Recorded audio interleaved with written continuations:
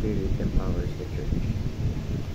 Ngayon po ang ating pag-aaralan ay tungkol sa 2 Thessalonians chapter 2 verse 13 at buksan po natin ang ating puso at isip sa magandang salita ng Diyos.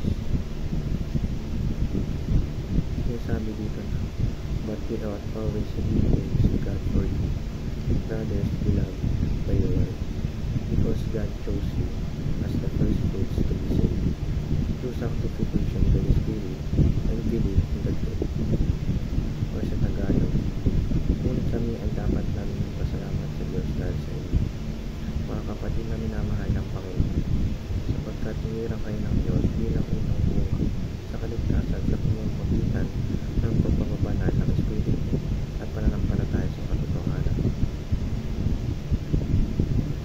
Sinasabi sa verse na maging magpasalamat tayo sa binibigay ng biyaya ng Panginoon dahil pinili tayo upang maligtas at maging pinakamahinam na ani na first fruits at sa pamamagitan ng Holy Spirit tayo ay nasa sanctified. Teaching number 1. The Spirit sanctifies us into Christ-likeness. Nilinis tayo ng Holy Spirit upang maging isa tayong Christ-like. Ibig sabihin, pinamumuhay natin kung paano namuhay si Yesu Cristo ng panahon niya.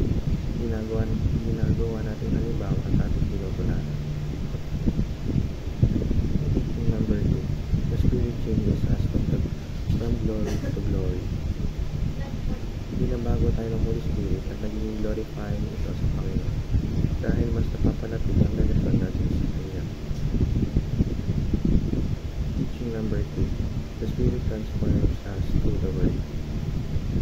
Kapag nagbabasa tayo ng Bible, ay doon kumikilos ang Holy Spirit upang ang mga salita ng Diyos ay maitatak sa atin at ma-apply natin sa ating buhay. Application number 1. Read the Bible prayerfully. Hindi naman sa isang basa lang ay malalaman na natin kung anong tunay ng kahulugan ng mga verse. Kaya marapat na tayo ay magtuloy-tuloy at manalangin kung ano ba ang tinuturo ng Diyos sa pamamagitan ng kanyang mga salita. Application number 2. Apply the principles of the Bible. Ang Bible ang manual of life. Kaya kung anumang prinsipyo ang nabanggit at anuman ang nakasal dito ay ating sundin. Application number 3. Be better every day. Araw-araw ay may Diyos at Espiritu ang nakagabay at nagpapalakas sa atin. Kaya push natin ang ating mga sarili sa pag-iimprove lalo na sa relasyon sa Diyos. Yun lamang po.